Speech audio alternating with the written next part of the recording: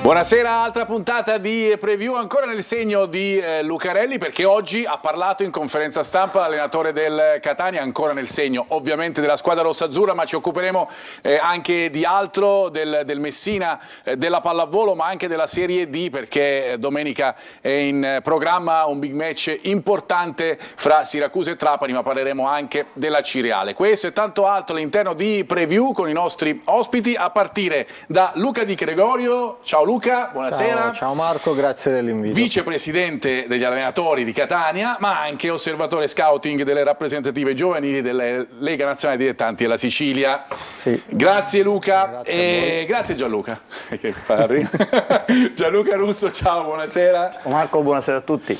E grazie sempre alla bellezza e alla simpatia di Naomi Moschitta. Ciao Naomi. Ciao Marco, ciao agli amici e alle amiche a casa. Anche oggi anello di congiunzione tra voi e loro in studio. Il numero è sempre quello che apparirà qui in sovraimpressione per interagire con noi durante la puntata. Già appare, guarda che bello. Tu hai detto apparirà e già è lì. Vedi come sono pronti. Sono pronti nella nostra regia. Collegato con noi l'amico e collega Peppe Di Stefano di Sky Sport. Ciao Peppe, buonasera. Ciao Marco, buonasera a tutti voi. Allora, fra poco vengo da te Peppe, ma intanto io vado da Naomi perché come al solito diamo il quadro della situazione, campionato di Serie C, programma e classifica. A te Naomi. Allora, questo è il prossimo turno che ci attende, 15ª giornata di campionato, Foggia Latina il 24 novembre, ore 20:45. Dunque oggi. Dunque praticamente oggi il 24? sta incominciando, anzi già incominciato. Mi sono perso un venerdì e quindi quello di oggi. Domani, ore 16:15, si disputa Messina Juve Stabia, ancora Crotone Potenza e Giuliano Catania. Alle 18:30 c'è Picerno Avellino, Sorrento Monopoli, Turris Cerignola, mentre il 27 ore 20:30 Virtus Francavilla Brindisi, alle 20:45 Benevento Monterosi, Taranto Casertana. Questa è la classifica giornata alle 14 giornate di campionato disputate. Juve Stabia ha 29 punti, Picerno 26, Avellino, Benevento 26, Casertana 24, Taranto 23, Latina e Crotone 22, Foggia 21, Cerignola 20, Giuliano 19, Catania, Monopoli e Potenza 18, Sorrento e Turris 13, Virtus Francavilla 12, Messina 11, Brindisi 10, Monterosi 9 punti. Grazie Naomi, torno fra poco da te anche per le impressioni social e soprattutto quelle dei nostri telespettatori, dei nostri ascoltatori. Intanto abbiamo detto che è stata anche oggi, sono un po' le settimane di Lucarelli, no? Oggi ha parlato, come al solito ci ha dato tantissimi titoli, fra un po' ne parleremo, ma intanto voglio chiedere prima a Peppe Di Stefano e ovviamente anche a Luca e a Gianluca, se dovessi dire in una parola che cosa ha portato Lucarelli o che cosa può portare Lucarelli al Catania, cosa diresti? Un terremoto, da quello che ho saputo, ha scosso l'ambiente al Cibalino, ha un impatto diverso. Io poi non mi permetto di giudicare a livello tecnico Tabiani o paragonarlo a Lucarelli, ci mancherebbe altro, paragonarlo nel senso, perché l'aspetto tattico è secondo me sempre tenuto poco in considerazione. Secondo me in questo momento al Catania serviva chi scuotesse la squadra, chi avesse quasi anche un timore reverenziale nei confronti dell'allenatore, e credo che l'obiettivo è stato centrato. Da quello che so ci sono ritmi belli tosti agli allenamenti, da quello che so sono un po' tutti più in riga rispetto a qualche tempo fa, e credo che questo, Marco, sia fondamentale in una squadra che aveva bisogno di questo, non aveva bisogno di una leggera svolta. Qualcuno dice, Peppe, lo chiedo a te che hai il Catania e il cuore, lo segui con costanza anche se da lontano, qualcuno dice tardiva la scelta, cioè poteva arrivare prima? Sì, col senno di poi probabilmente sì. Guarda, a me ha sorpreso una cosa, ho provato a giustificarla successivamente, cioè dal momento in cui è stato scelto di sostituire Tabiani, quei 10 giorni che con 3 partite di mezzo, sì. Ma lì ho capito che non si voleva sbagliare scelta, sono stati incontrati 3, 4, forse anche più allenatori e non volevano sbagliare scelta, quindi hanno messo anche in preventivo di perdere 2, 3 partite di tempo in più, ma pur di avere la scelta giusta, e alla fine è ricaduta su di lui. Da quello che sapevo io non era soltanto la volontà di un allenatore che facesse giocare bene al calcio. Adesso l'idea era cambiata, il copione era stato ribaltato, serviva un allenatore che cambiasse totalmente il ritmo degli allenamenti, l'audio, il sound agli allenamenti, ed è questo quello che è successo al Cibalino già da una decina di giorni. Luca e Gianluca, ridebito con voi della domanda che ho fatto a Peppe. In una parola, cosa può cambiare o ha cambiato Lucarelli? Secondo me Peppe ha detto tutto giustissimo, io ribadisco entusiasmo, la scossa, ecco. Si è visto quando è entrato in campo, si è visto alla fine della partita, è andato la corsa verso la curva, quando è entrato in campo è stato osannato, quindi ha portato secondo me questo entusiasmo, questa scossa qui, perché poi in campo dobbiamo dire che c'erano più o meno gli stessi giocatori che aveva prima Tabiani, quindi ne parlavamo prima anche con se ha Gianluca. responsabilizzato i big, no? Ha messo la squadra diciamo più poi, dei big, fra virgolette. Con le sue idee, con le sue cose, comunque i ragazzi erano più o meno gli stessi, quindi ha portato questo entusiasmo che si è visto poi nel suo modo di essere. Gianluca, abbiamo parlato di componenti umorali, anche psicologiche, no? Tu cosa hai visto e cosa vedi che può portare Lucarelli? No, hanno detto bene loro due, innanzitutto una settimana è troppo poco per parlare di tattica, è chiaro che ha delle idee, è un allenatore, la categoria la conosce, un allenatore esperto, di carattere, quindi in questo momento può sicuramente interagire con i giocatori sotto questo punto di vista, quindi a livello emozionale, caratteriale, dettando delle regole che prima non è che non ci fossero regole, però magari erano diverse, no? Quindi adesso è il momento di tirare un po' di più la corda, di andare a stringere per poi, una volta che hai fatto questo, inizi a lavorare in maniera forte e concreta dal punto di vista tattico e atletico, aspettando sempre il discorso del mercato. Dimmi Peppe. No, c'è una cosa che tatticamente, poi magari loro sono allenatori, quindi la possono commentare certamente molto più di me. Il primo, forse unico vero cambio che mi ha sorpreso, ma nella sua idea era quella di creare un collante maggiore tra difesa, tra centrocampo e attacco, e che Rocca, che è l'unico che ha quella fisicità, lo ha messo sulla tre quarti. Quindi il Catania praticamente oggi è passato da 4-2-3 a 4-2-3-1, che è forse quell'elemento, a volte quella palla che là nella zona di centrale mancava, transitava male. Chissà che non possa essere anche questo il primo piccolo cambiamento tattico, magari di un'evoluzione che secondo me ci sarà a gennaio, perché a gennaio secondo me il mercato plasmerà il Catania, a mio modo di vedere, in questo sistema tattico, poi magari mi sbaglierò. No, dico, ha visto bene Peppe, è una cosa che il Catania già faceva anche con Tabiani. Rocca, diciamo, fra i centrocampisti è quello più offensivo, quello che ha più gamba, quello che sfrutta più gli inserimenti. Lui l'ha messo proprio sotto punta. Mettendolo sotto punta hai recuperato a livello tattico anche Chiricò, perché se fai andare l'esterno basso gli crei una sovrapposizione esterna, gli crei una sottopunta per lo scarico, una palla filtrante per l'attaccante. Lo vedremo in un tuo taglio, tu hai visto tutte le possibili chiavi di passaggio che ha Chirico. Con un 4-2-3-1 fatto bene, con i tempi giusti, le soluzioni sono tante. Allora andiamo a sentire Lucarelli fra pochissimo, perché oggi abbiamo detto di titoli, ne ha dati tantissimi. Vabbè, ha confermato il 4-2-3-1 di cui stiamo parlando, ha parlato ovviamente del Giuliano, ha parlato del mercato futuro con la società, tenendo presente anche i giocatori che ci sono in questo momento, ha parlato degli infortunati, ne discuteremo poi quando daremo la probabile formazione, e poi si è incentrato su quello che può essere l'obiettivo del Catania in questa fase del campionato. Noi abbiamo isolato questa parte della conferenza stampa di Lucarelli e poi la commentiamo brevemente in studio. Sentiamo. Noi sappiamo perfettamente che dobbiamo cercare di arrivare a star bene gli ultimi 2 mesi e cercare di rimanere il più possibile agganciati alle zone playoff, anche se io per carattere faccio fatica oggi ad accontentarmi, non voglio precludermi nessuna possibilità.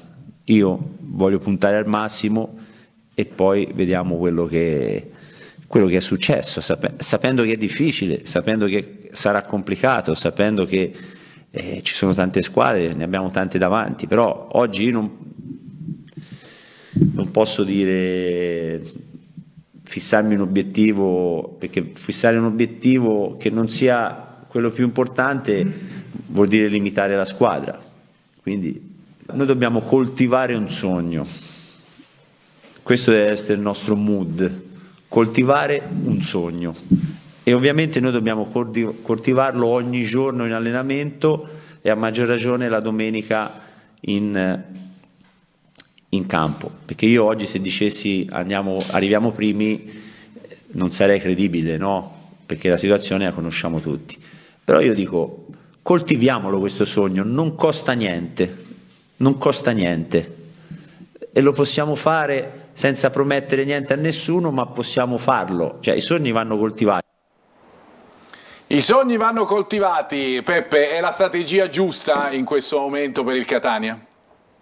Sì, che non vuole, da quello che ho capito, non vuole trascurare nulla, neanche la Coppa Italia, perché anche quella può essere una chiave chiaramente della stagione, qualora mai le cose. Io credo che i risultati dell'ultimo weekend ci hanno fatto capire che siamo ancora a un terzo del campionato. I campionati di Serie C si decidono da quella che è la mia esperienza, anche da sostenitore, da tifoso, nel terzo del campionato, quindi non adesso, da febbraio-marzo in avanti. Secondo me adesso serve un filotto, e da come parla Lucarelli, l'intento e l'impressione credo sia questa: non guardare la bellezza del calcio, non guardare la praticità, guardare l'essenziale, provare a vincere le partite, perché Marco, se tu inanelli 4-5 risultati utili, intendo vittorie, sai, metti un pari in mezzo e 3-4 vittorie, un pari in mezzo e 2-3 vittorie, ti ritrovi in un attimo lì su. Credo che il Catania abbia la forza per poterlo fare, la società abbia le spalle larghe per poterlo fare. Gennaio sarà fondamentale, perché il mercato, come sai, ribalta le squadre, esatto, in un senso o nell'altro. L'Avellino non è imbattibile, il Benevento non è imbattibile, per assurdo forse la Juve Stabia è la squadra più coerente, più compatta in questo momento, certamente. Questo è il mio punto di vista, e mi ritrovo molto in quelle parole di Lucarelli. Si capisce che sono parole condivise con la proprietà. Vi ci ritrovate anche voi? Assolutamente sì, ha dato motivazione, non si prefissa l'obiettivo, diciamo, non lo può dire perché ancora è troppo presto, essendo in quella posizione di classifica, però secondo me a gennaio può ricominciare un campionato nuovo con il mercato. Il Catania, analizzando appunto, come dice Peppe, 2 o 3 partite positive, secondo me ricordiamo che fino ad ora non è mai suo. successo, Sì, deve cambiare passo sotto questo punto di vista. Potrebbe iniziare a fare questi risultati e da lì cominciare un nuovo percorso. Ora la classifica dice un'altra cosa. Ma infatti Lucarelli Gianluca l'ha detto, dice io non posso dire adesso arrivo primo, però posso dire coltiviamo il sogno. Sì, ha fatto la dichiarazione che doveva fare, quindi dando delle speranze, dando delle certezze, che quelle del lavoro, della dedizione, e cercare di raggiungere l'obiettivo più in alto possibile. Però è una dichiarazione che deve fare giusta, insomma, è stato preso anche per questo, no? Adesso poi finiscono le dichiarazioni, bisogna andare in campo e bisogna andare a fare risultati, e non è facile. Ribadisco sempre, aspettando poi il mercato, perché il Catania chiaramente ha dei problemi. Almeno 3 giocatori nel mercato di gennaio, seri, se non di più. Naomi, da te, per i nostri telespettatori, cosa dicono, cosa ci chiedono? Beh, io vi farei vedere un meme che ritrae, diciamo, tutti coloro i quali ci stanno seguendo in questo momento. Me li immagino così, perché le donne magari digitano: amore, mi stai pensando? Cetto, Paparedda, in realtà nella mente di chi digita queste parole c'è soltanto Bua, il gol del Catania, magari con sottofondo sonoro di Patanè. Poi invece, entrando un attimino più nel succo qua della questione, Rizzo e Ladinetti che si operano, sarebbe il treno che arriva sul binario, Quaini che non sarebbe nemmeno un mediano, Superman, il Catania come un bambino indifeso senza mediani, questo bambino biondo che tiene la palla in mano. È vero, c'è solo Quaini. Questo diciamo che è l'alter ego, Samuel di Carmine e Carmine di Samuel, un gioco di parole che però ci fa ridere. E poi in attacco si profila una conferma per Di Carmine, conferma arrivata oggi, Abemus Bomber. Momento di affetto nei confronti del telefono, non appena si è presa la notizia. Grazie Naomi. Prego. Peppe, torno a te prima di salutarti. Partita di Giuliano è una partita, come dicevi tu, che può essere una chiave a questo punto, perché chiaramente loro vengono da dei risultati importanti, e andare a fare un ottimo risultato lì significherebbe tanto in questo momento. Se non mi sbaglio loro arrivano da 3 vittorie, un pari. Esatto. Sono una squadra che ha sempre battuto le grandi, quantomeno le ha messe tutte in difficoltà. Per questo secondo me una vittoria lì, io non la vedo, non so se è probabile o improbabile, ma il Catania ha nelle corde, perché ora ci gioca molto di nervi. Adesso le squadre temono il Catania. Avrei firmato per una vittoria così come è arrivata contro la Turris. Cioè, tra un 3-0 semplice e un 2-1 con un gol al 97esimo, con l'esplosione di 17.000, quel gol lì ha cambiato l'umore totalmente in questi giorni dentro casa Catania. So che ci sono ancora dei dubbi di formazione, si andrà ancora una volta col 4-2-3-1, credo che Bocic partirà ancora una volta dalla panchina, l'idea è quella di andare avanti con Marsura, Di Carmine, c'è credo qualche dubbio in difesa, ma poi la squadra è quella. 9, 10, 11esimi sarà quella là. Sì. Esatto. Peppe, ti ringrazio, grazie veramente sempre. Alla prossima. Buon lavoro e una buona serata. Ciao. E noi ci fermiamo invece, fra poco ritorniamo a parlare ancora del Catania con la nostra intervista esclusiva a Di Carmine e poi andremo nel dettaglio della partita che attende i rossazzurri in Campania. Fra poco.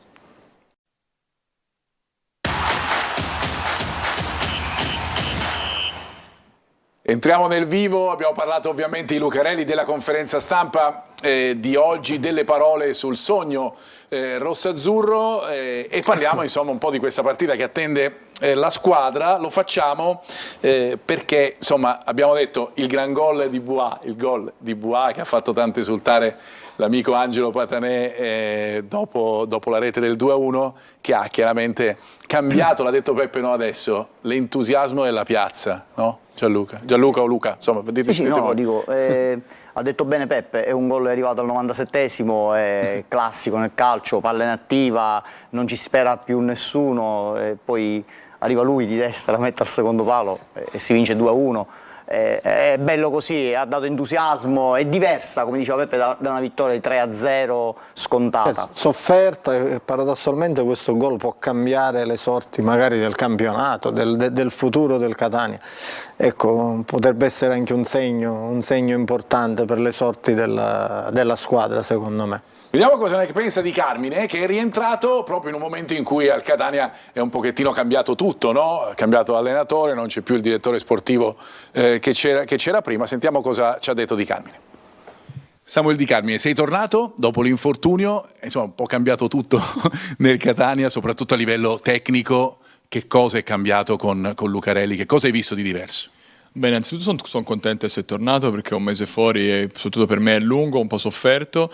Meno male la vittoria è stata importante, peccato non essere riuscito a far gol, ci sono andato vicino, ma ci sta che in questo mese era un po', diciamo, vedevo la porta un po' qualche centimetro spostata. Cercherò in settimana di allenarmi sempre meglio per arrivare a domenica e risbloccarmi di nuovo. Ci dai qualche idea appunto di che cosa per te è cambiato anche nei movimenti che fai o che fanno i tuoi compagni per te? Ma il mister innanzitutto lavorò sulla testa dei noi giocatori che ci aveva visto un po' pieni, insomma così. Poi una piazza così difficile ha cercato di farci un po' liberare dalle idee di pesantezza che avevamo. A livello di campo ha cercato di verticalizzare di più, di far giocare più velocemente in avanti e a me mi avvantaggia perché io amo attaccare lo spazio e quindi mi sono recapitato più palle, insomma. Infatti stavo dicendo questo per te, insomma, manna dal cielo. Adesso trovate una squadra che in questo momento è fra le più in forma del campionato. Hanno fatto 10 punti nelle ultime 4 partite, però voi venite da un'iniezione di fiducia incredibile che vi ha dato quel gol, che vi ha dato tutto quello che è successo subito dopo. Ma noi sappiamo che sarà una partita difficilissima, come lo sono tutte in questa Lega Pro, insomma, in questo girone. Però noi arriviamo lì sicuri di noi stessi, forti, e dobbiamo pensare di essere una squadra operaia, di lottare e di fare risultato perché noi dobbiamo fare più risultati possibili da qui alla fine, insomma. Questo Di Carmine, vado da Naomi per sentire i messaggi invece dei nostri telespettatori. Iniziamo con questo. Ormai, aspettate che non caricano così lo vedete anche voi, ormai pure le bottigliette erano messe in orizzontale con Tabiani. Meno male che è arrivato Lucarelli. Forza Catania e un saluto a Marcos Udduttore. Adesso non capisco se è a Marcos o voleva scrivere da Marcus. Insomma c'è un Marcos però di mezzo, questo è poco, ma è sicuro. Ancora. Curato, perché è curato, capito? Curato, lui visto? Marcos Curato, ospite l'altro giorno a Corner. Se Pelligra è un uomo di sani principi, che compri il vecchio logo. Sono sicuro che lo farà, scrive Ren. Quello del vecchio logo è un motivo ricorrente nei nostri messaggi. Si vuole il vecchio logo. Ancora. Prima facciamo un bel po' di vittorie, il famoso filotto di vittorie, e poi ne parliamo. Sempre Forza Catania.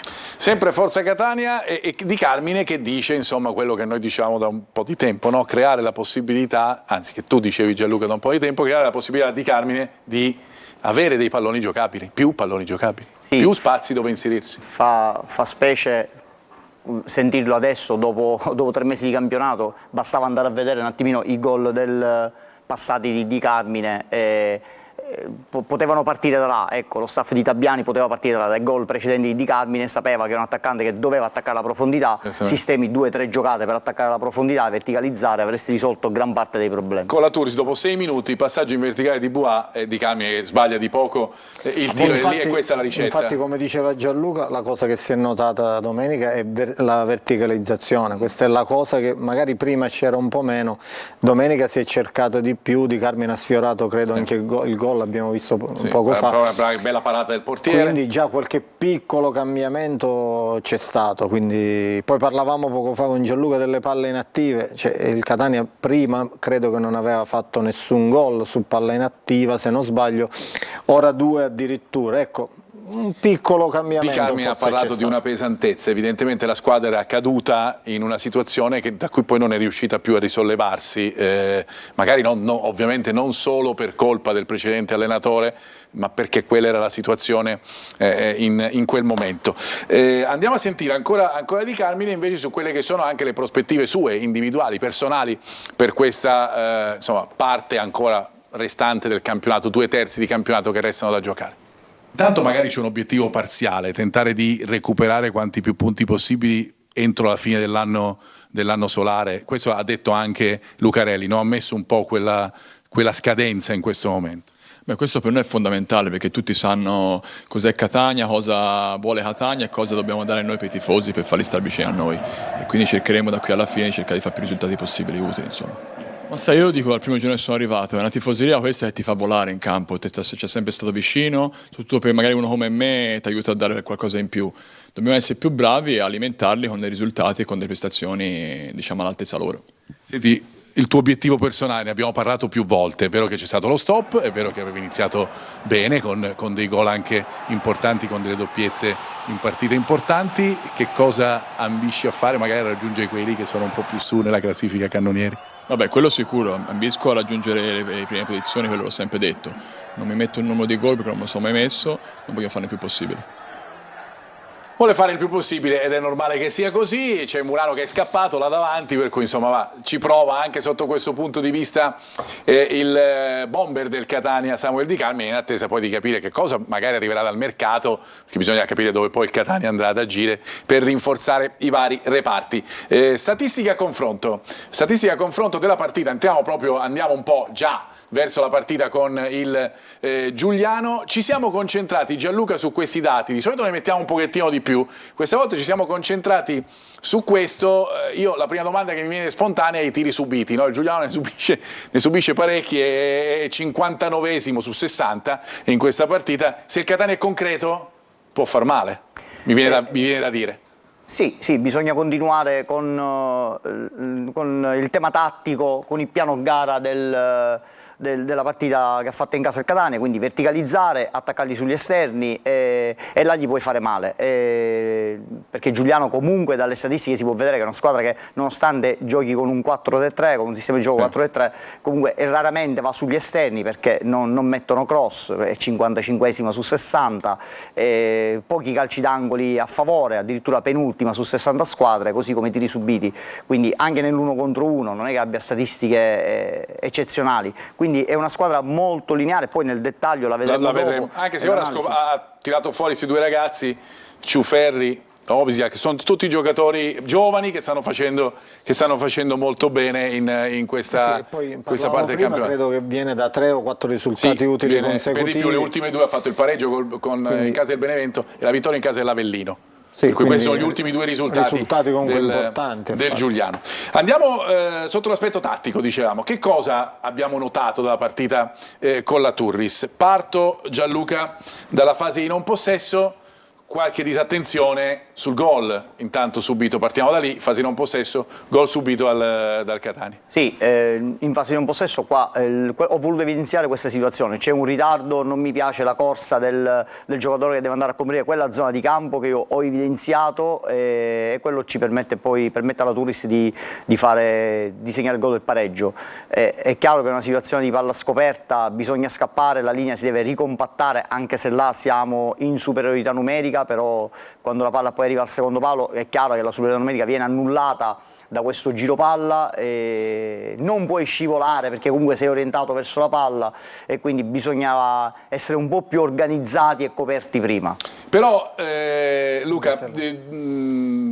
Lucarelli ha detto oggi in conferenza stampa anche il gol è sembrato comunque un po' un episodio, dice, perché la Turris in fin dei conti ha creato solo quell'occasione lì. Sì, ora guardandolo bene, non so se Gianluca ha fatto caso, sì, quello è partito bene sulla fascia, ma quando l'ha messa il tiro successivo, ecco, non è stato un vero cross, ci hai fatto caso, è stato un tiro fatto male, deviato da un difensore, ecco, fortuito si è trovato, in maniera fortuita si è trovato l'attaccante lì a fare gol. Fortuita sì, però dico, là serve la copertura, là manca un uomo. Poi c'è l'errore, assolutamente. Sì. Stanno scappando, non possono scappare in 3, giochiamo la difesa a 4, bisogna scappare in 4, non rientra il terzino, vado a mettere un centrocampista, quella zona va coperta, che è zona secondo palo poi diventa pericolosissima. Ci sono degli errori a catena. Sì. Assolutamente, però se il tiro se la prende bene e calcia arriva magari la palla in curva, però dico, poi c'è stata puoi anche intercettarla, no? Allora il nostro difensore può anche intercettarla, rimane comunque l'errore in fase di copertura, cioè scappo dietro, mi manca un uomo, quindi se parliamo di organizzazione difensiva bisogna avere le coperture da tutti i lati. Andiamo alla seconda, a proposito di coperture, è vero? Abbiamo detto delle coperture e hai trovato un'altra situazione legata appunto alle coperture del Catania. Sì, altra situazione, squadra spezzata in due, abbiamo un 2 contro 2 in zona centrale, un giocatore in ritardo sulla palla, altro giocatore messo in mezzo, anche là c'è un uomo a secondo palo defilato solo, quindi parlo in basso a sinistra. Quando i centrocampisti fanno questa corsa cercano di recuperare, di inseguire con questa velocità che non è velocità, con questa lentezza, là va in difficoltà e molte volte prendi il gol. Quindi se parliamo dal punto di vista organizzativo è chiaro che ancora una settimana è troppo poco per poter organizzare una fase difensiva e quindi il Catania sicuramente porrà rimedio a questa cosa, però in questa situazione reparti scollati e giocatori in ritardo. Anche perché direi che le soluzioni tattiche più importanti sono viste poi in chiave offensiva, no? E ti porto alla terza clip che tu hai isolato, che è relativa un po' a quello che succede con Chirico, che chiaramente cambia un po', non posizione, la mattonella come l'ha detta Lucarelli resta quella, ma ha più possibilità di giocare con i compagni. Ne parlavamo poco fa, è il 4-2-3-1 che ti offre questa situazione. Vediamo la classica giocata sterzata dentro di Chirico, cosa abbiamo? Sovrapposizione esterna del terzino, abbiamo una palla filtrante per il giocatore che viene sotto Chirico, abbiamo un giocatore che viene incontro per l'1-2, abbiamo un secondo palo e un'eventuale palla di scarico seconda palla, quindi diciamo che a livello tattico è una situazione perfetta, giocatori perfetti, riempiono tutte le zone del campo e l'area di rigore e quindi è veramente, io mi auguro che sia stata ben studiata da loro e preparata, perché vuol dire che siamo veramente sulla buona strada. È questa la soluzione che bisogna dare a Chirico, poi lui da là può calciare, può mettere palla, ha 3 milioni di soluzioni e soprattutto viene alleggerito da quella che è la pressione dei difensori. Lucarelli dice può fare ancora meglio, può fare ancora di più. Assolutamente sì, se parliamo di Chirico sì, con i piedi che ha, con la tecnica che ha, assolutamente, ma come diceva Gianluca ha 3-4 soluzioni importanti assolutamente che possono far male alla difesa avversaria. Ultima invece è quella relativa alle verticalizzazioni, quello che hanno notato un pochettino tutti e che tu ci fai rivedere. Finalmente. Io l'ho scritto. Anche okay. No, niente, palla recuperata, sì. Quando il play recupera palla la deve dare subito di prima, possibilmente a un tocco, perché se gli attaccanti sono giocatori pensanti, attaccanti di mestiere, vanno a cercarsi lo spazio e la puoi verticalizzare. Cosa vuol dire? Vuol dire che una palla e mezzo li mandi in porta. Questo è un tema importantissimo anche in vista di Giuliano Giuliano, perché sono gli stessi problemi che poi ha il Giuliano in difesa. Comunque, palla recuperata al centrocampista, di prima mandi i giocatori in porta, in taglio verticale, una bella azione. Luca. Sì, classica azione, come dice Gianluca, intermezzo in mezzo al campo, subito di prima a Di Carmine faceva un gran gol, poteva fare un gran gol davvero, quindi già, ecco, c'è già un'idea, un cambiamento proprio mentale di cercare subito questa soluzione. Noi ci fermiamo, ci vediamo fra pochissimo, parleremo ovviamente anche dell'avversario del Catania andando ad analizzarlo, ma ci sarà spazio anche per il Messina che domani gioca una partita importante contro la prima della classe. A fra poco.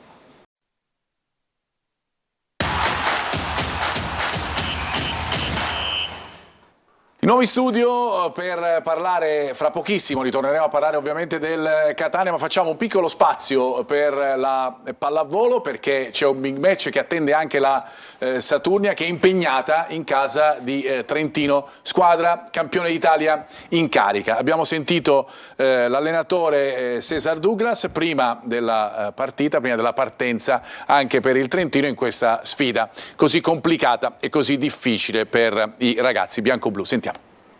Questi ragazzi sono entrati in campo, sono scesi in campo per allenarsi sempre con la testa alta, pensando sempre nella prossima partita e sempre pensando a migliorare. Questo è un punto di vista abbastanza importante e credo che affronteremo questa sfida tosta, più forte ancora degli altri che abbiamo già affrontati. Loro sono i campioni d'Italia, l'ultima stagione hanno vinto il campionato. I ragazzi che erano in nazionale si vede già che stanno esprimendo una bella pallavolo, quindi sono recuperati. Credo che è una squadra che vuole ancora vincere un'altra volta e saranno lì sempre equilibrati nelle fasi di gioco perché è una squadra che ha vinto le scorse stagioni con questo equilibrio, quindi dobbiamo essere bravi a sfruttare i nostri momenti positivi e fare meglio ancora do che abbiamo già fatto finora.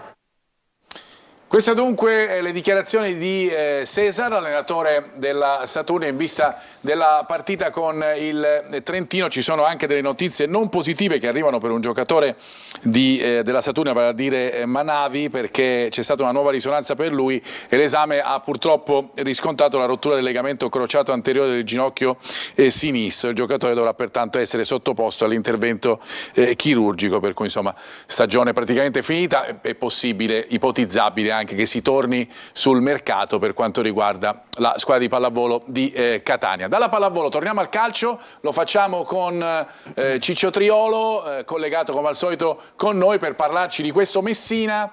Dopo, Ciccio, le dichiarazioni anche del presidente Sciotto che ha confermato la fiducia a Modi, che ha parlato anche di mercato per gennaio. Vabbè, sembra un film già visto e io stavo sorridendo negli anni precedenti, quindi dico, ci sta in questo momento. Modica ha confermato fino a gennaio, quindi sulla graticola in questo momento salgono i giocatori, considerato che comunque Messina reduce da 4 sconfitte consecutive, quindi con qualcuno bisogna pur prendersela. Domani, come hai detto tu, c'è la partita contro la Juve Stabia, di certo non una partita semplice contro la capolista. Poi piace sempre dare i numeri, se Gianluca sapete che la capolista è quella che ha subito meno gol di tutti, è una squadra che comunque è solida in difesa, fa pochi gol però non ne prende, quindi sarà un po' complicato, però gli mancano 3 giocatori tra i Candelloni per squalifica, quindi può essere un'occasione che deve rialzare. Ciccio, allora io direi di andare a sentire Modica, cosa ha detto nella conferenza stampa, anche perché ha parlato ovviamente oggi, essendo giorno di vigilia, anche Lucarelli ha parlato oggi, ma perché la squadra doveva partire. Andiamo a sentire Modica e poi torno da te. Scusami, volevi dire una cosa? No, ti volevo anticipare come proprio la domanda a Modica è legata alla Juve Stabia, ai numeri della Juve Stabia. Ascoltiamolo. I numeri dicono questo, e non ci piove, sono i numeri. Hanno perso una sola volta, hanno preso semplicemente 6 gol hanno un grande ritmo, grande intensità di gioco, ma se partiamo così vuol dire che non dovremmo neanche presentarci. È una squadra forte, i numeri lo dicono per loro e la classifica parla per loro, però in questo momento, ribadisco, per me o si chiama Juve Stabia o si chiama Juventus, mi deve cambiare poco, e deve cambiare nella testa e nello spirito della squadra poco. Non abbiamo tempo per poter pensare se è capolista o ultima in classifica. Io devo guardare i problemi in casa mia, non certamente a quello che potrebbe essere in questo momento l'avversario, perché qualsiasi avversario nelle ultime partite ha dimostrato di essere più forte di noi. Quindi devo giocare botta su botta, ritmo, e quello che abbiamo dentro lo dobbiamo dare col cuore, con la testa e con tanto raziocinio in funzione di volere fare un qualcosa di importante. Forse ancora più significative, Ciccio, le parole alla fine di Modica, di questa clip che hai isolato, e poi andiamo alla probabile formazione.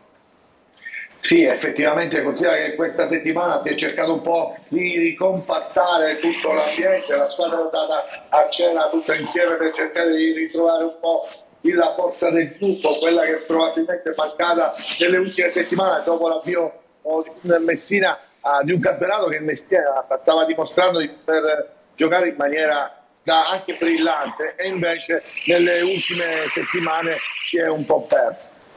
Quindi diventa fondamentale questa partita, perché Marco, subito dopo ci sarà la trasferta di Monterosi, la trasferta poi di Monterosi naturalmente si giocherà in campo neutro, ed è uno scontro diretto, e poi il derby con il Catania. 3 partite, le vediamo tutte insieme, che rischiano di diventare o un percorso ripido in salita per il Messina, oppure la possibilità di riprendersi di discesa. Se vuoi vediamo la formazione. Sì, andiamo subito alla formazione. Abbiamo detto delle difficoltà della Juve Stabia per quanto riguarda gli squalificati, che sono 3, sono pesanti, soprattutto per Candelloni.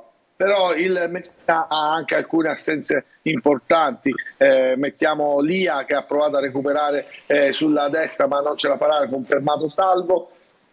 Poi dovrebbe giocare la difesa che si è vista la settimana scorsa, con Manetta, Polito e Ortisi a sinistra, il centrocampo con Frisenna, Franco al centro e Scafetta. Il dubbio ce lo lasciamo per l'attacco, dove abbiamo inserito Plescia come riferimento centrale con Mausso e Ragusa, ma non è detto che possa giocare ad esempio Firenze al posto di uno tra Mausso e Ragusa, e magari avere un giocatore che dia una mano in più al centrocampo. Questo può essere una chiave di volta anche per giocare un po' più coperti, perché considera che la Juve Stabia è una squadra che difende molto e poi va in ripartenza, quindi per non dare proprio questo input all'avversario di poterti attaccare. Grazie Ciccio, come al solito per il tuo intervento e per tutte le notizie che ci hai dato sul Messina. Andiamo a parlare un pochettino dell'avversario invece che attende il Catania, cioè vale a dire questo Giuliano.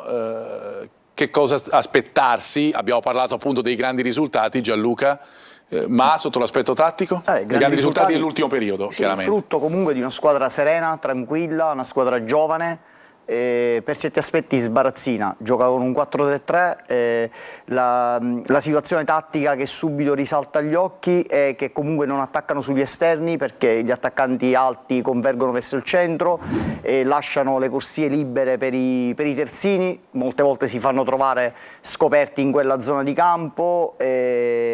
E come attaccano? Attaccano sostanzialmente in due modi molto pericolosi, perché sfruttano la cosiddetta sottospalla, quindi gli attaccanti giocano in linea con i difensori avversari, quindi giocano sulle palle filtranti, o addirittura vanno dentro con degli inserimenti da lontano. E questo è quello che si deve aspettare il Catania, una squadra comunque molto reattiva sulle seconde palle, una squadra che fa densità in zona palla. Bisogna sfruttare sicuramente le corsie esterne, diciamo basse, le zone pericolose, perché i terzini lavorano di binario, quindi molte volte li trovi scoperti in quelle zone di campo. E vedremo Torniamo fra pochissimo, un pochettino entreremo nel vivo, così come nel vivo ci sono da sempre ovviamente i nostri telespettatori. Torno da Naomi per alcuni messaggi. E io mi aggancerei a quanto appena detto da Gianluca per leggere un messaggio che è arrivato e che vede lui come protagonista. Scrivono: Gianluca, le tue analisi sono talmente lucide che accecano. Grazie sempre da tifosa. Cettina, e Cettina ritorna dopo qualche puntata. Cettina, c'eri mancata. Un giorno verrà a trovarci, vi auguro. Un giorno. Permettetemi di fare questo momento rosa, di salutare anche nonna Angela, perché scrivono: buonasera a tutti i presenti, questo messaggio ve lo dedica a mia nonna Angela, grandissima tifosa del Catania, domenica sa vincere, Lucarelli sa cosa fare, forza Catania. Chissà che magari nonna Angela non si unisca al team Cettina per Gianluca, secondo me quasi quasi. Ciao, sono Salvo da Catania, scusate, ma domenica se non avessimo vinto all'ultimo secondo ci sarebbe stato tutto questo entusiasmo? Vediamo che succede alla prossima e vi lascio così.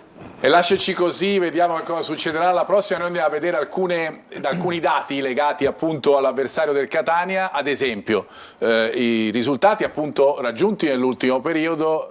Luca, faccio commentare a te, che avevi detto prima, insomma è abbastanza evidente, no? Quello che ci dobbiamo aspettare. 4 risultati importanti le ultime partite, soprattutto gli ultimi 2, quindi non è una squadra da sottovalutare. Arrivano carichi però, potrebbe essere una cosa che potrebbe essere pure un bene per il Catania, chissà mai. Assolutamente sì, ma anche loro avranno timore dell'entusiasmo che ha portato Lucarelli. L'allenatore del Giuliano lo vediamo, che è Valerio Bertotto, ricordiamo che è arrivato a inizio ottobre al posto di Napoli, ha eliminato subito il Benevento alla Coppa Italia, ha battuto il Taranto, ha perso col Crotone e col Messina, e da lì quella serie che abbiamo visto noi, insomma è il momento certamente positivo per questa squadra. Lo stadio, ricordiamo, circa 6.000 spettatori, ce ne saranno almeno 500 che arriveranno da Catania.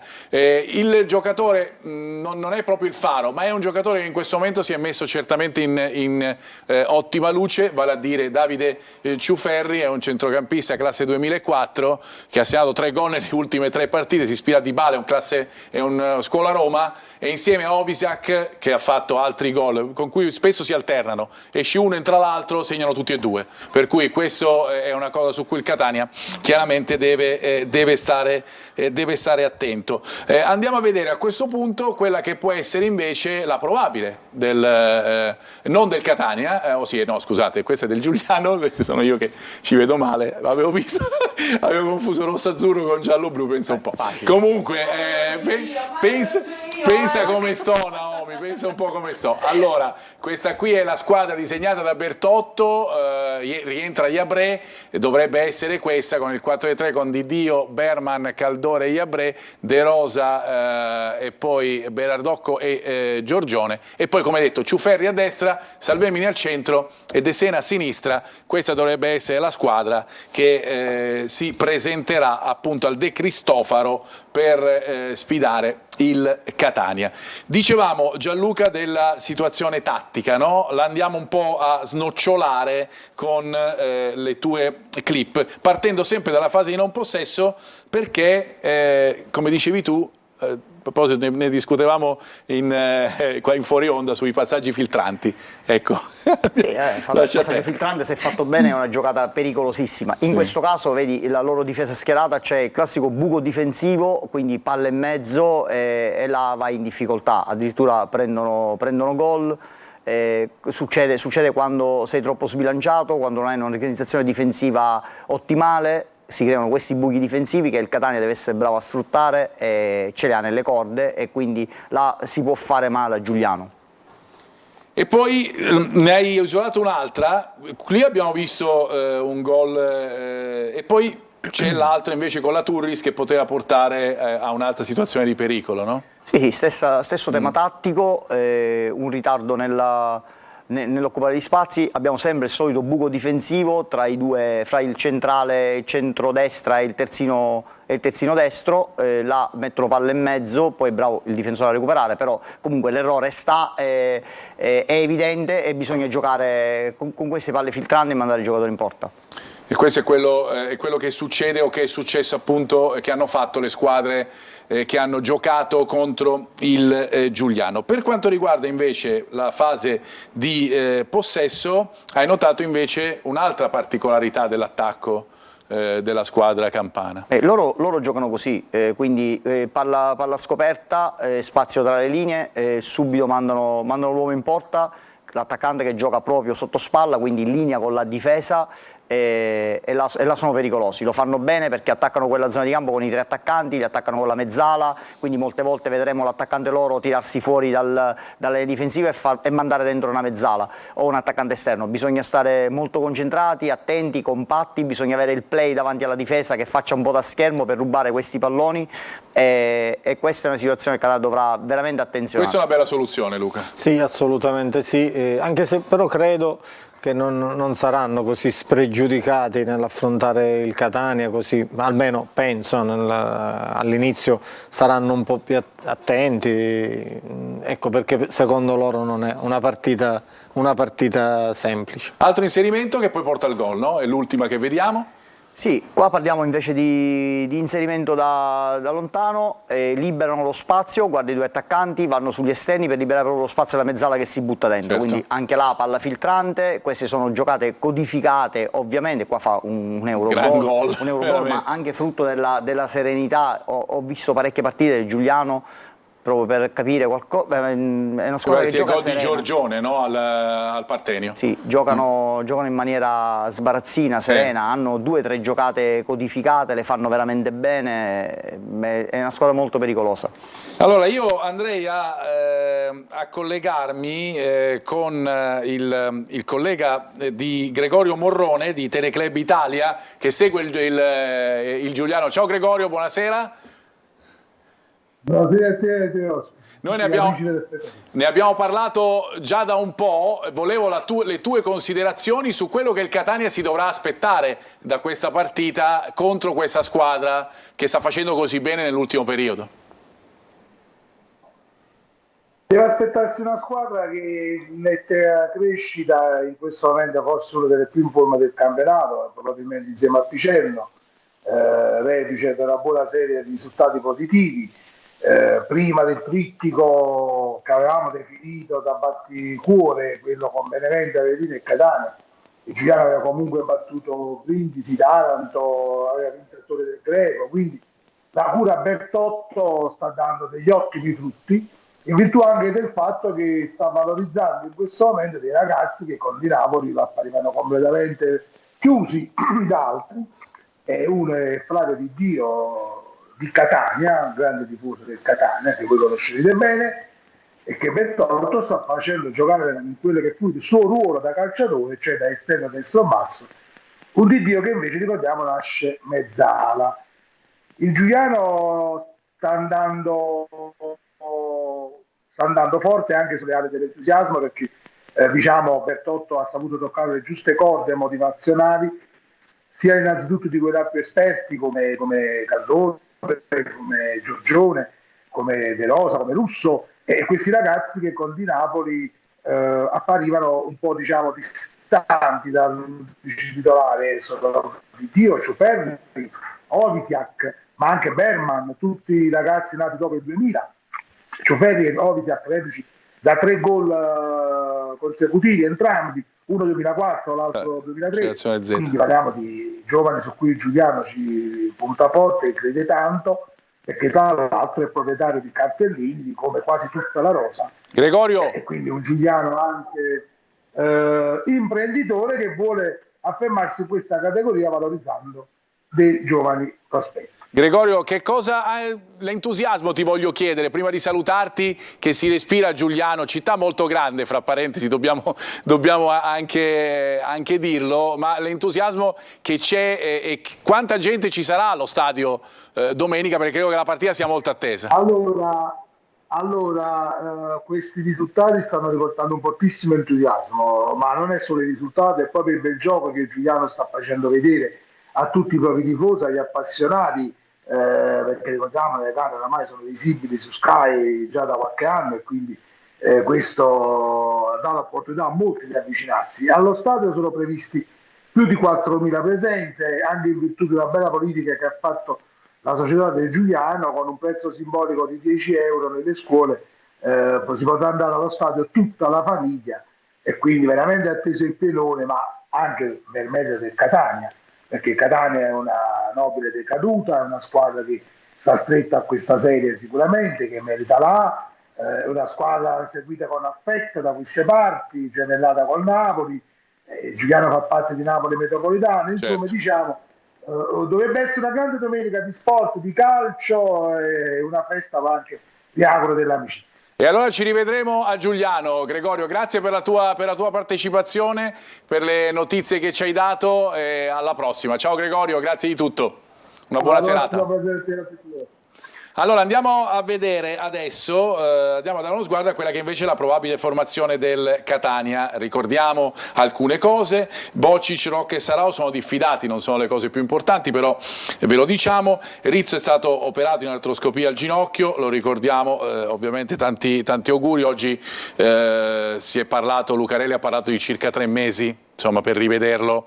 La Dinetti invece frattura rotulea composta, ovviamente non c'è, qui si parla di un mese circa. Probabile formazione che vediamo in questo momento, il 4-2-3-1 è quello. Abbiamo messo un dubbio in difesa per la situazione legata a Silvestri. Oggi ne parlava Lucarelli anche in conferenza stampa di alcuni dubbi che si sta portando dietro. Uno è certamente legato al reparto difensivo e legato a Silvestri, con la possibilità che Lorenzini possa prendere parte alla partita rispetto al giocatore che è stato anche il capitano della squadra. A proposito di capitano, ricordiamo che i capitani proprio per la giornata contro la violenza sulle donne vestiranno una fascia, tutti i capitani, una fascia rossa, proprio per stigmatizzare l'importanza di questa giornata. Per il resto la formazione l'avete vista, è praticamente simile, uguale a quella che ha battuto la Turris. Gli arbitri di domenica al De Cristofaro, anzi l'arbitro con gli assistenti, andiamo a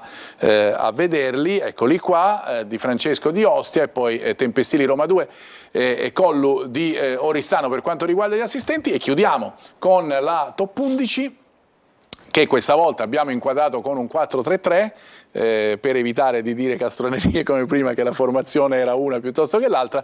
Guardo da lontano e dico che insomma ci sono tanti giocatori della Juve Stabia, come sempre, caro Gianluca, perché insomma questa è una squadra che sta, in effetti è quella, lo diceva anche Peppe Di Stefano, è la squadra che sta facendo meglio in assoluto, quella che sembra più quadrata in questo momento. Confermo, più Confermo, compatta, anche se c'è un centrocampo e un attacco da brividi. Ah beh, questo li faccio commentare a Luca. E poi no, a parte questo, dicevo, la classifica ha sempre ragione, come dice Gianluca, e poi assolutamente sono dei nomi importanti che hanno fatto, sono un lusso, ecco, per questa categoria, quindi i nomi ecco, ci possono stare. Ricordiamo sempre che non sono scelti da noi, ma sono venuti fuori da alcuni dati statistici che noi elaboriamo. Vado da Naomi, vediamo se c'è qualche altro messaggio da dare. Ci sono, scrivono Lucarelli, grande motivatore e trascinatore di tutto l'ambiente, giocatore, tifosi e addetti stampa. Ora bisogna solo continuare e crederci. Forza Catania!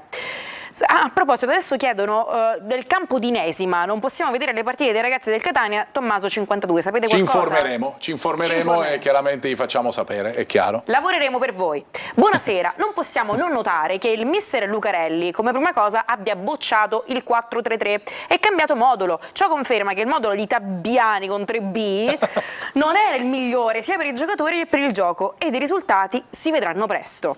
Buonasera, si diceva che Lucarelli non aveva la bacchetta magica in 3 giorni, ma una magia l'ha fatta. Forza Catania, salvo. Eh sì, la magia di quel gol, insomma, che ha portato il Catania alla vittoria al 97esimo, una magia che, come diceva appunto anche Peppe prima, ha un po' risvegliato l'ambiente in tutto e per tutto, perché quella scossa di adrenalina certamente ci voleva. Luca Di Gregorio, grazie. Assolutamente. Grazie per la tua presenza sempre. e per la tua partecipazione. Alla prossima, Gianluca, grazie. saluto anche te. Ci rivediamo fra una settimana, venerdì Okay. prossimo. Fra poco invece parleremo di Serie D, lo faremo con i presidenti della Ciriale, giusto? Li conosco. Li conosci? Va Li bene. conosco. Fra poco li conoscerete, se già non li conoscete, anche voi.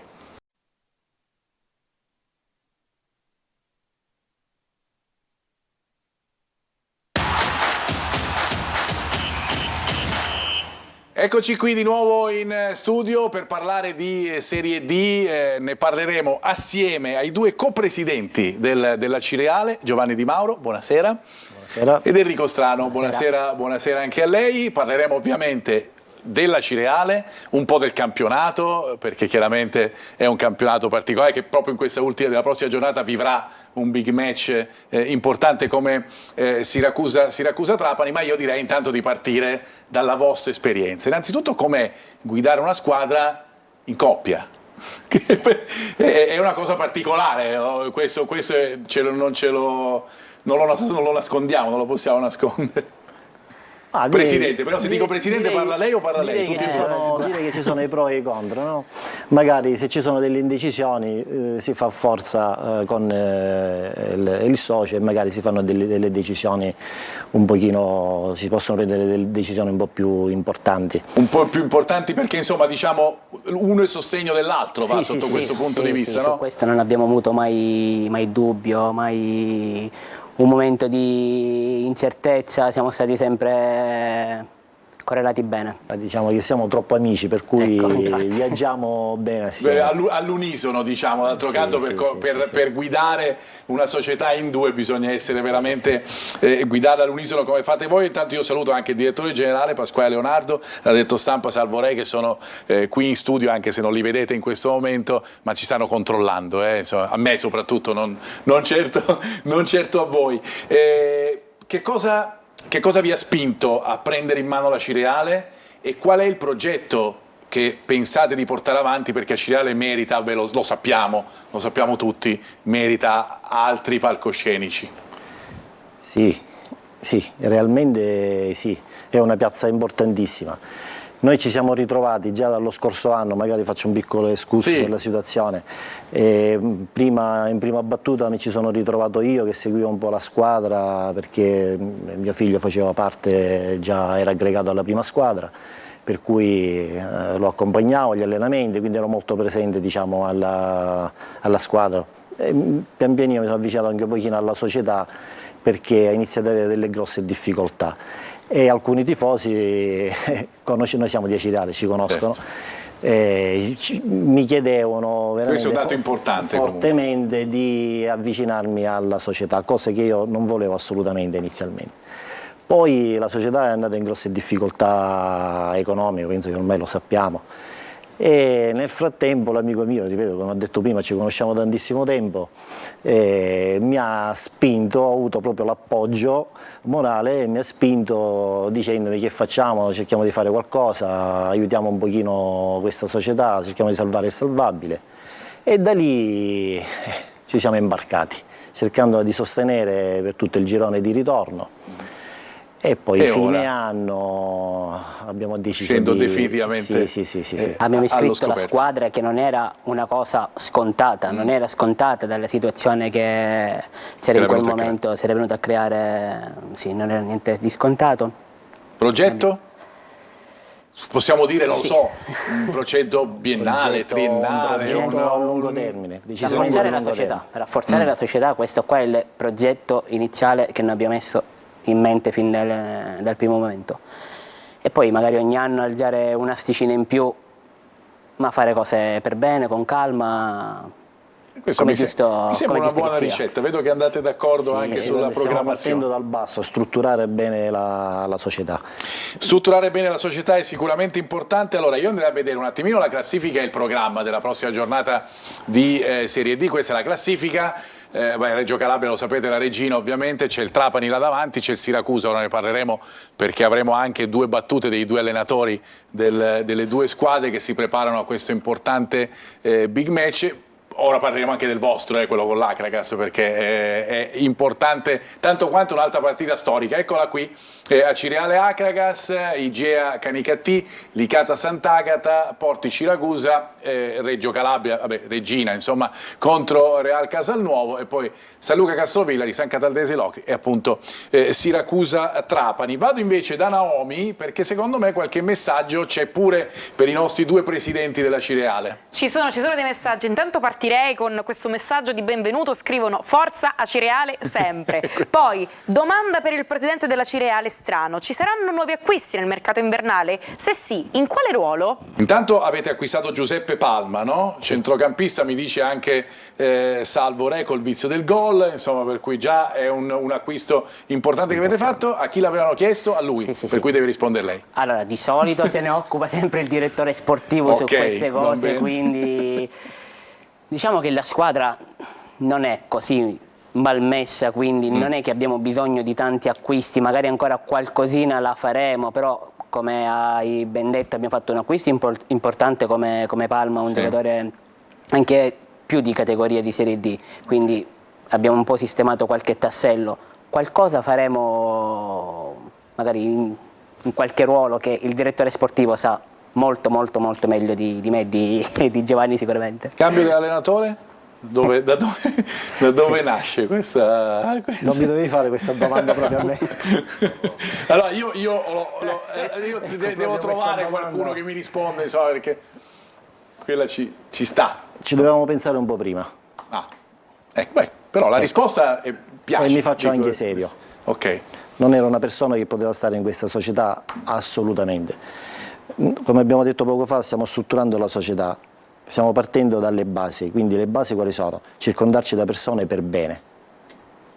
Ricordiamo il cambio fra De Sanzo e Marra. Quindi io parlo intanto come persona, non è una persona che poteva stare nel nostro gruppo, a maggior ragione ad essere un condottiero di alcuni ragazzi, giovani ragazzi, assolutamente, non faceva modo assolutamente.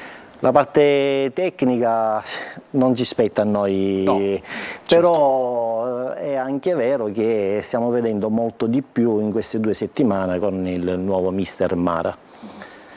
Tanto di più. Anche perché possiamo vedere anche le immagini, ad esempio l'ultima partita c'è stato un risultato importante con una grande protagonista, avevate fermato il Trapani a Trapani, avete fermato la Vibonese a Vibo, vuol dire che questa squadra ha delle qualità importanti in panchina, uno lo conosco, dico anche dietro la panchina, diciamo, insomma, a sostegno della panchina, ecco, e ha delle qualità importanti in campo, ovviamente. Sì, ma già si è visto subito la partita a Trapani con pochi giorni a disposizione per il mister Gianluca, che ha fatto benissimo, è riuscito subito a cambiare modulo, passare da un 3-5-2 a un 4-3-1-2 o 2-1, adesso non mi ricordo. Diciamo che già si è visto subito qualcosa, un qualcosa in più, cosa che prima non si vedeva perché era monotematico il mister, solo un 3-5-2 e basta, è riuscito ha cambiato solo una partita il modulo, passando dal 3-5-2 sempre statico improvvisamente a un 3-4-3. Okay. Lei è d'accordo anche con lui sotto l'aspetto tattico? Cioè, no, perché voglio capire. Allora, ho capito che ho capito che al presidente Di Mauro piace una squadra che sa cambiare molto. Lui è molto più bravo di me, su questo è molto più bravo di me, quindi qui alzi un po' le mani. No, noi non tocca a noi presidente, però ovviamente una volta che siamo lì, giustamente così. No. Prossima partita importante contro un avversario che comunque abbiamo visto che in classifica sta bene, sta nelle parti alte, vale a dire l'Acragas. Ricordiamo un po' sia l'orario, anche la partita, così almeno ne parliamo un pochettino. E che partita vi aspettate? Spero che sia una partita con un bel ritmo veloce, bella da vedere, no? Ce l'aspettiamo un po' tutti, i tifosi se lo aspettano. La stiamo facendo in serale, diciamo nel pomeriggio alle 17, così magari con illuminazione diventa un po' più suggestiva. Speriamo tanto che venga tanto pubblico. Ecco, questo ve lo voglio chiedere perché io conosco, insomma, tifosi della Cireale, so qual è l'ambiente della Cireale, le aspettative che hanno e la passione che ci mettono, che tipo che cosa avete trovato e quanto sostegno. So che appunto lei proprio ci diceva sono stati loro a spingerci un pochettino, per cui vi ritrovate al vostro fianco, è importante. Sì, fondamentale, il pubblico a Cireale è fondamentale. Vabbè, non lo sto inventando io, lo sto dicendo, questa è una cosa molto già risaputa. E ci sostiene abbastanza, veramente il 12° uomo in campo. 12° uomo in campo che vi augurate. C'è un zoccolo duro che ce lo ritroviamo in tutti i posti, in casa, fuori casa, ovunque. Andiamo a sentire un po', parliamo un attimo del big match, poi magari vi chiedo insomma, di dire chi secondo voi potrà vincere questo campionato, ammesso che non ci siano rimonte incredibili e preventivabili di qualcuno. Abbiamo detto di Siracusa si gioca alle 14:30 invece al De Simone contro il Trapani, sfida anche in questo caso fra due squadre storiche. Io andrei a sentire prima l'allenatore del Siracusa, andiamo ad ascoltare che cosa ha dichiarato proprio prima della partita. Sì, una partita che finalmente è arrivata, è da tanto che si parla con grandissima attesa su questa partita, finalmente è la settimana giusta, la squadra sta bene, si sta preparando bene, come hai detto prima tu, non è la partita che va sicuramente a determinare la classifica finale, è la 14ª di campionato, sicuramente una partita di cartello contro le prime due che hanno fatto un grandissimo percorso. Mi aspetto una partita spettacolare con una grandissima cornice di pubblico. Noi abbiamo una grandissima motivazione, è quella di regalare alla nostra gente un altro risultato importante e poi di confrontarci contro una realtà che ha manifestato l'ambizione di stravincere il campionato, perciò noi saremo lì con grandissima serenità e ci giocheremo la nostra partita. Queste dichiarazioni di Cacciola, sarà giornata azzurra, nel senso che non varranno appunto gli abbonamenti in questo caso per la partita contro il Trapani. Andiamo a sentire invece cosa ha detto l'allenatore del Trapani, Torrisi. La partita domenica non mi preoccupa affatto, perché è una partita dove sicuramente incontreremo una squadra forte che sta facendo un percorso simile al nostro, anche simile al nostro, e quindi lì è una partita dove le motivazioni escono da sole, ci sarà ancora una volta la possibilità di andare a fare una partita in un ambiente bello, non difficile, perché giocare davanti a 8.000 persone, 7.000 persone, quelle che saranno, non è difficile fare altro nella vita. Andare lì è un onore per tutti, perché ci andiamo da capolista, ci andiamo da giocatori, allenatori, staff del Trapani Calcio. Andremo lì in una partita dove le motivazioni saranno enormi, come penso che sia logico, perché sono le partite importanti. Potevamo andarci da capolista in comunione con il Siracusa, invece ci andiamo da capolista noi. Ci vanno da capolista loro dopo aver comunque essere stati fermati proprio da voi della Cireale. Sì. Chi è favorito? Secondo voi? Cioè, non è che ci interessa in questo momento, però magari ve lo chiedo. Ancora non si capisce, ancora non si può capire, non si può sapere. Ancora il campionato è lungo. Le insidie sono sempre dietro l'angolo per tutti. Per tutti. Sono due squadre abbastanza strutturate. Si giocheranno loro o c'è appunto la Vibonese? Ecco, c'è la Vibonese che... Tante volte fra i due litiganti. E chi lo sa. Chi è il favorito invece? Su questo non li vado d'accordo per la prima volta. Finalmente abbiamo trovato una cosa su cui non andate d'accordo. Il favorito della Serie D. No, saranno fra tutte e due, non credo che... Sicuramente la partita di domenica è importante, chi vince avrà un passo... Avrà un peso, perché loro, sì, i due allenatori hanno detto vabbè, normale, che non avrà magari un significato immediato, invece secondo lei potrebbe averlo. Per me sì, per me sì. Per me no. Finalmente vi ho fatto litigare, sono contento di questo, finalmente sono riuscito nell'impresa. Invece, per concludere, vi chiedo un sogno che avete pensando al futuro della Cireale. Il sogno di tutti noi acesi, no? È quello di portare magari la squadra in Serie C, diciamo, magari, ma andiamoci con i piedi di piombo, andiamoci con calma. Ripeto, la nostra è una società che si sta strutturando adesso, sta facendo un percorso che durerà un po' di annetti, perché vogliamo rafforzare veramente dal basso, quindi dobbiamo stare calmi e certo il sogno è quello, no? Fare il salto di categoria, quello sarebbe il massimo. È così. È da troppo tempo che manca. Come lo immagina? Se lo immagina. Ci scongiuri, ok, però dico magari. È un po' lontano, però dai, se lo devo immaginare. Cioè, mi ricordo l'ultima promozione fare una grande festa, mi sembra dopo Catanzaro, qualcosa del genere. Cioè. Per cui diciamo lo immagino, un bel però. po' di tempo. sì, e questo è importante e ci state mettendo tutto l'impegno perché magari questo tempo di attesa si accorci, è quello che ovviamente auguriamo alla Cireale. Grazie presidenti della vostra presenza, Giovanni Di Mauro, grazie buona serata. Dell'invito, grazie, buonasera. E grazie Enrico Strano. Grazie per l'invito. E Naomi, vengo da te, grazie a te ancora come sempre del tuo splendido sorriso e della tua compagnia, grazie. Grazie a te Marco e grazie a chi ci ha seguito. Benissimo, noi ci fermiamo qui, vi ricordo gli appuntamenti con Telecolor per la diretta della partita del Catania da Giugliano domenica, la partita è alle 16:15, noi andiamo in onda da mezz'ora prima con tutte le probabili formazioni, poi ovviamente i collegamenti dallo stadio e le interviste del post partita, poi lunedì ci sarà nuovamente anteprima corner e noi torneremo come sempre venerdì prossimo, una buona serata.